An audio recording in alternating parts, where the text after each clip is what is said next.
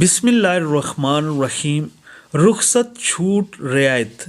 جن جن معاملات و حالات میں اسلام کسی کو کسی کام یا عمل کی رعایت، چھوٹ یا رخصت دیتا ہے تو اس کا فائدہ اٹھانا بھی اللہ کو پسند ہے، بجائے کہ رخصت، چھوٹ اور آسانی کو چھوڑ کر خود کو مشکل میں مبتلا کرنا، کیونکہ ایسا اللہ کو پسند نہیں۔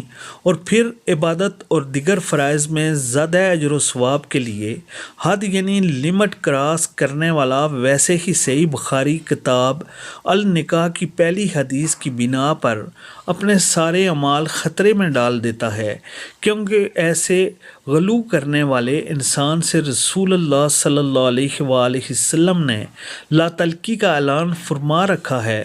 رسول اللہ صلی اللہ علیہ وآلہ وسلم کا فرمان ہے کہ اللہ تعالیٰ اس بات کو پسند فرماتا ہے، اس کی رخصتوں، چھوٹ، رعایت کو قبول کیا جائے، جس طرح کہ وہ اس بات کو ناپسند فرماتا ہے کہ اس کی نافرمانی کی جائے۔